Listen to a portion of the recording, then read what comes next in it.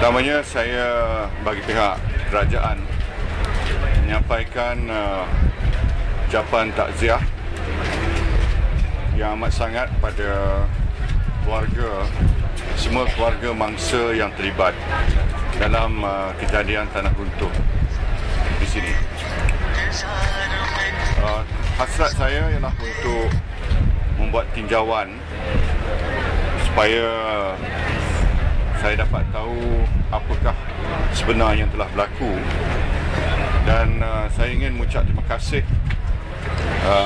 pertamanya kepada semua pasukan penyelamat, di mana saya telah diberitahu hampir 700 orang terlibat daripada berbagai agensi dan kementerian dalam operasi penyelamat. Saya juga telah menyampaikan bantuan bagi pihak kerajaan pusat kepada keluarga mangsa-mangsa tersebut. Selain daripada sejumlah 10,000 yang diberikan kepada setiap keluarga yang telah terlibat dalam kejadian ini, kerajaan juga akan memberi sumbangan sebanyak 10,000 kepada mangsa yang cedera di hospital. Ini kita akan sampaikan kepada mereka dalam masa yang terdekat. Saya juga ambil maklum bahawa pelbagai pihak telah dan akan memberi sumbangan.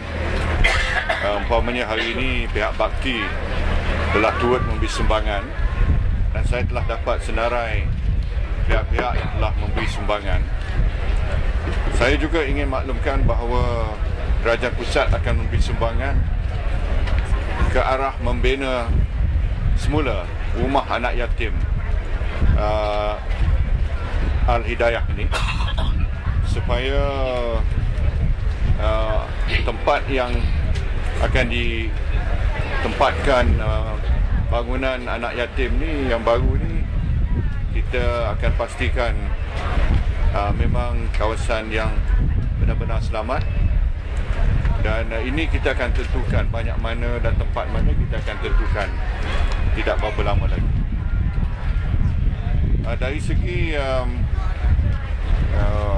keadaan yang berlaku, Kabinet akan dapat laporan sepenuhnya, dan berdasarkan pada laporan itu kita akan ambil apa-apa ketetapan yang sesuai dan sewajarnya.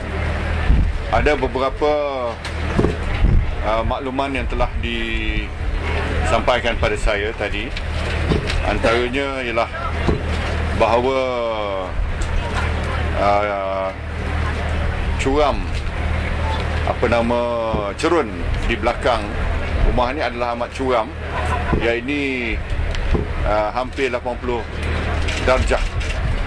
Yang ini merupakan satu tahap ketinggian yang berbahaya, dan mengikut pada garis panduan yang telah dikeluarkan bahawa kalau keadaan bukit itu terlalu curam, maka rumah tu yang nak dibina mesti ada setback pada perkiraan yang ditentukan mengikut garis panduan tersebut.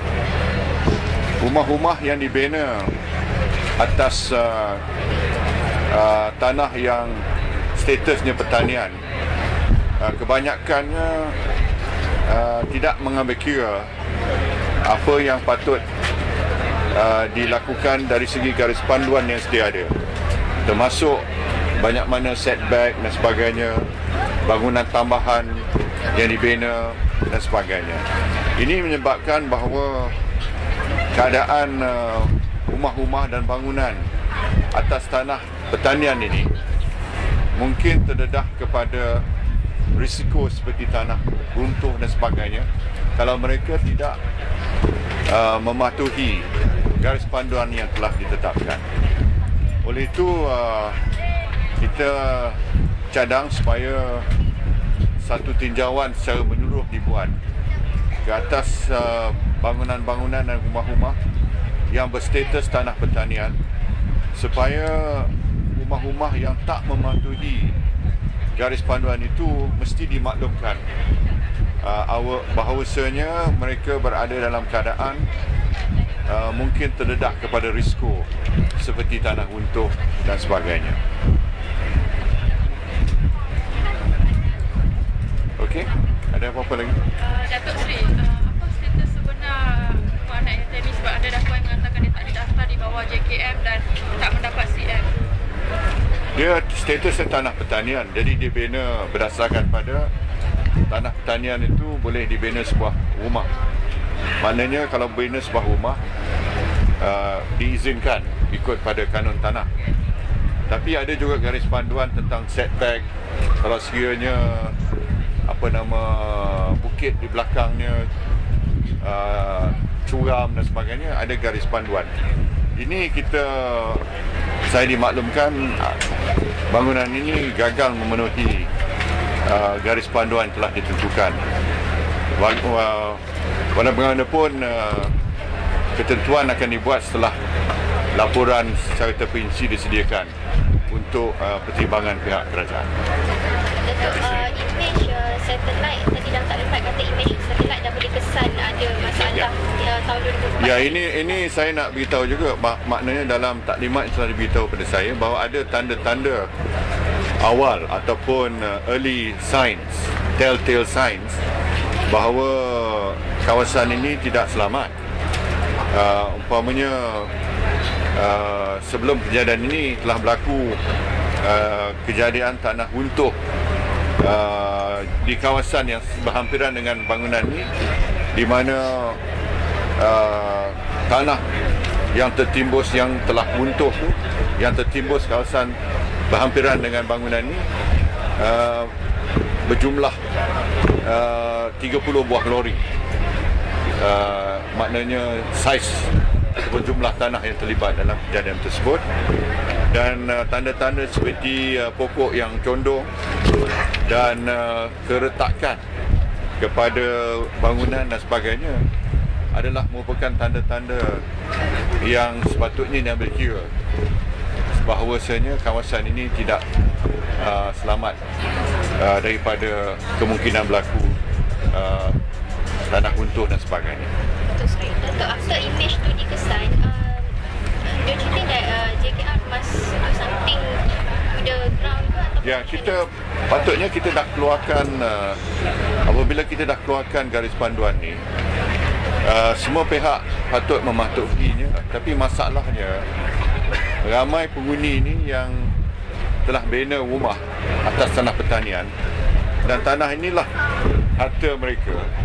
Jadi mereka enggan untuk melakukan sesuatu seperti mematuhi garis panduannya dan sebagainya. Jadi ini satu daripada masalah yang kita hadapi, bahawa maknanya mereka yang ada tanah seperti ini menganggap bahawa tanah ini begitu bernilai harganya, dan itulah satu-satu rumah yang ada milik mereka.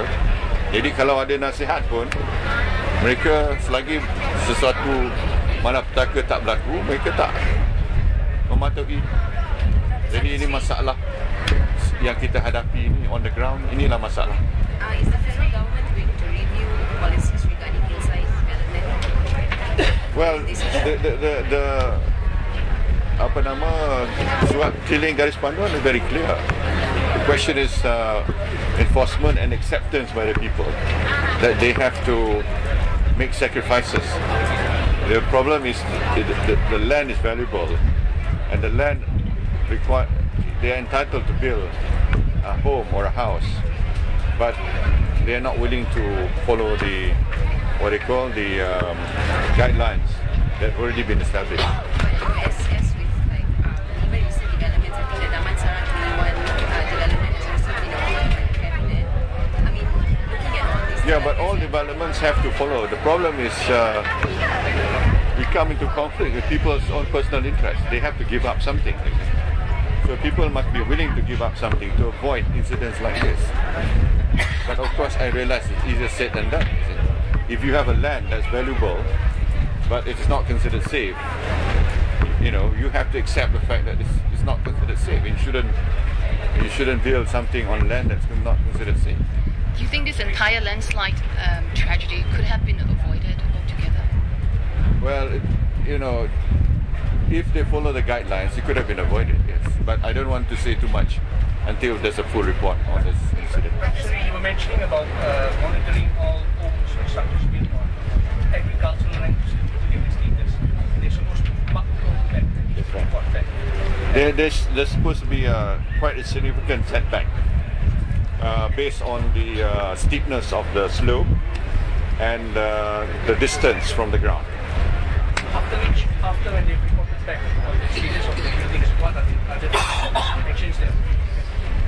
The question is enforcement, because the land is valuable. They don't want to follow the guidelines, and even if they've been given some sort of approval, there might be additional addition to the buildings and so forth that they will carry out from time to time.